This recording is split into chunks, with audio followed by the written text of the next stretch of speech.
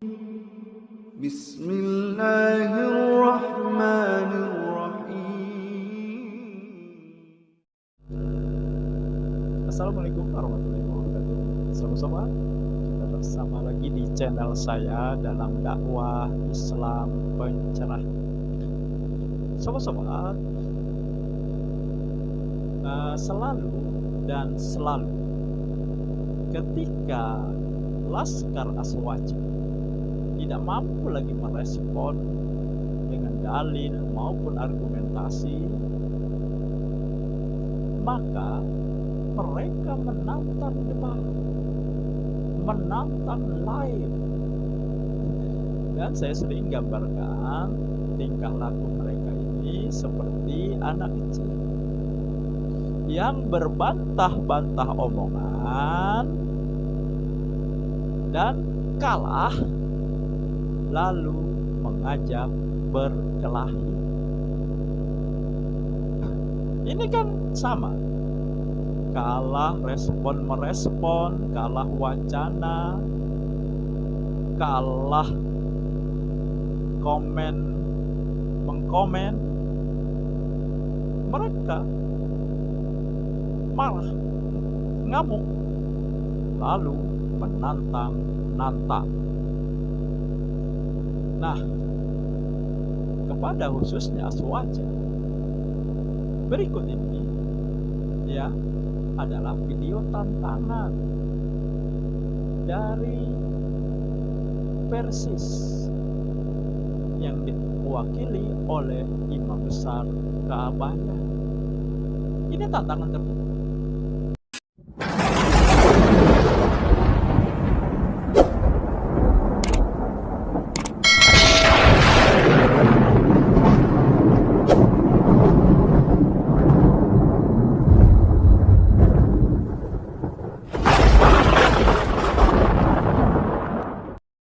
Saya menghimbau sekaligus punya usul, semoga usul ini menjadi ide yang sangat bagus,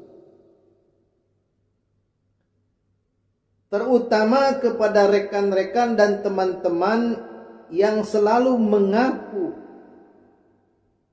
sebagai mujahidin singa-singa Aswaja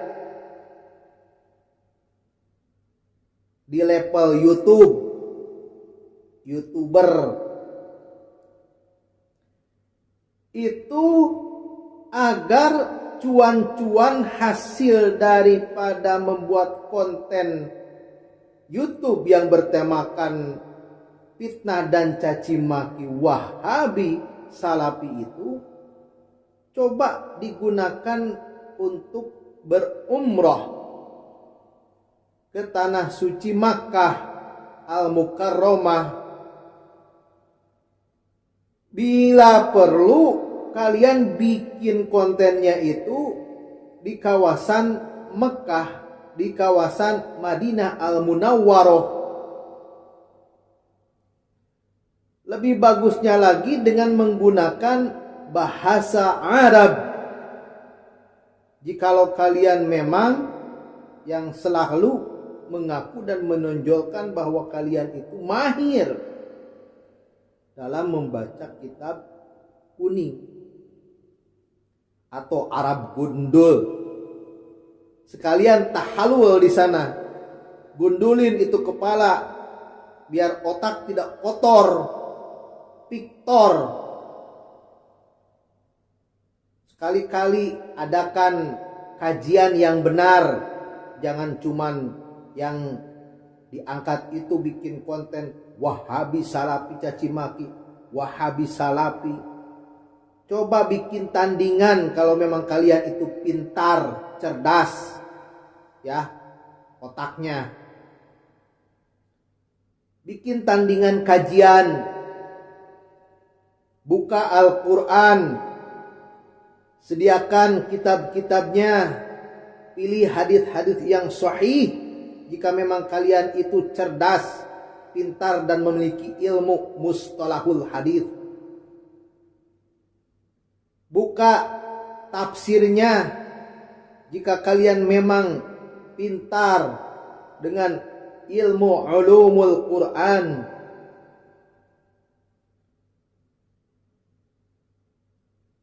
Ya enggak? Iya dong. Jangan cuman bikin kontennya itu Wahabi melulu. Coba dari sekarang itu kan udah 2022 nih, sebentar lagi juga kiamat ini teh. Jangan sampai keduluan sama kiamat. Jangan ngumpet-ngumpet dan mencari kambing hitam atas nama Wahabi. Oh, kalian gak berani langsung mengajak orang-orang yang memang ada kesamaan dengan yang kalian tuduhkan itu? Dengan beberapa kalangan yang memang sudah populer di Indonesia. Seperti mana? Terutama loh, ini harus digarisbawahi. Coba kalian berani enggak mengajak diskusi ke para santri dan kiai dari kalangan Persatuan Islam, Persis? Berani enggak?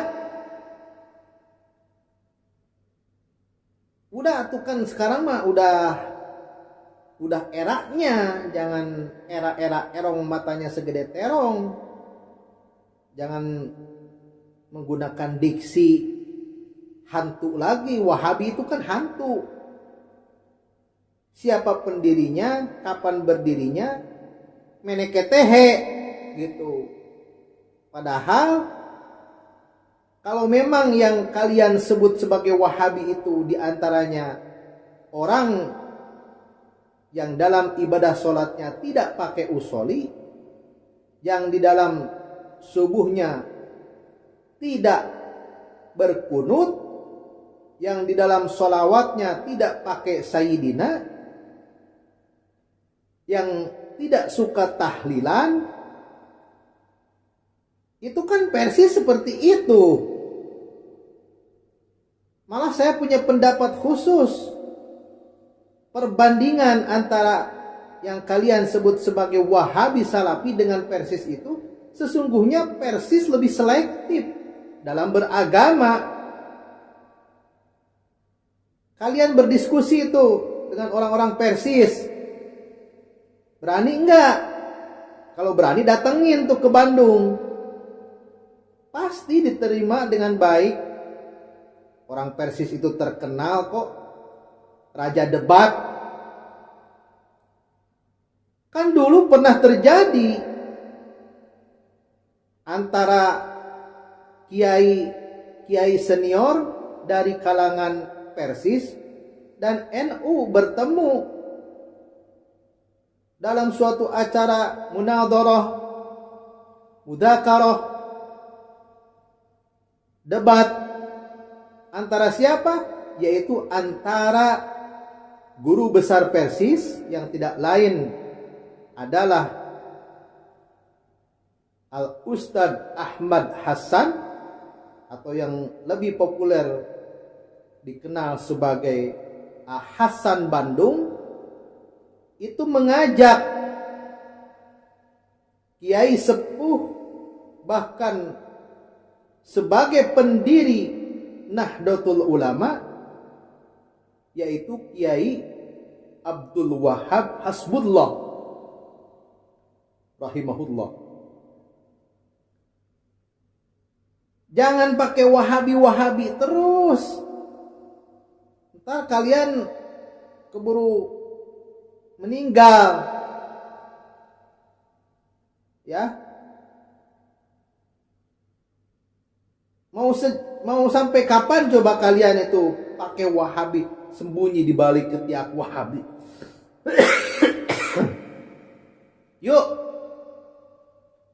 Yuk kita berdebat yuk. Ajak tuh Persatuan Islam, ajak tuh Persis. Ya. Bermudzakarah, bermunadharah. Udah usang itu Wahabi itu. Yuhan teu era mamawa wae ngaran Wahabi. Tapi kita kembali lagi ke masalah syukur nikmat dan kufur nikmat. Jadi saya usul sekali lagi, terutama khususon ila ruhi, ila arwah. Karena ruh jeung arwah teh lain yang berarti sudah meninggal atau wafat atau mati. Justru yang namanya ruh itu, arwah itu adalah jiwa yang masih hidup. Kepada para yang selalu mengaku sebagai singa-singa aswaja, coba tasyakuran, bikin acara syukuran di kawasan Mekah Al-Mukarramah, di kawasan Madinah Munawwarah atau Al-Madinah Al-Munawwarah, bikin kajian di sana, bikin konten tentang Wahabi Salafi itu dengan bahasa Arab. Kan kalian itu mahir dalam membaca kitab kuning, membaca kitab gondol. Ya, itu saja pesan saya. Udah, tutup buku sekarang mah. Jangan pakai Wahabi-Wahabi lagi. Yang ada di depan mata tuh ajak diskusi. Ya. Sebenarnya Persis itu lebih selektif dari Wahabi. Contohnya apa? Ini saya kasih contoh satu aja. Banyak contohnya sebenarnya. Tapi contoh yang otentiknya misalkan di dalam bacaan atau doa setelah berwudu. Jadi cadel nih saya. Bagaimana bacaan atau doa berwudu itu? Doa berwudu sesuai hadis yang sahih adalah asyhadu an la ilaha illallah wahdahu la syarikalah wa asyhadu anna muhammadan abduhu wa rasuluh. Itu doa sesuai hadis yang sahih. Nah, ada tambahan Allahumma ja'alni minat tawwabina waj'alni minal mutatahhirin. Itu tambahannya menurut kajian dan analisa temuan Kiai Persis itu lemah hadisnya sehingga tidak digunakan, tidak dipakai. Kenapa? Karena Persis hanya menggunakan di dalam ibadahnya itu hanya menggunakan daripada hadis-hadis yang sahih saja. Begitu. Sedangkan Syekh Muhammad bin Abdul Wahhab yang saya baca di dalam kitabnya, terutama yang populer dengan kitab Majmu'atut Tauhid dan Fathul Majid, di situ ada doa atau bacaan setelah berwudu. Pakai itu. Allahumma ja'alni minat tawabina waj'alni minal mutatahhirin. Sementara Persis tidak pakai. Karena hadisnya lemah.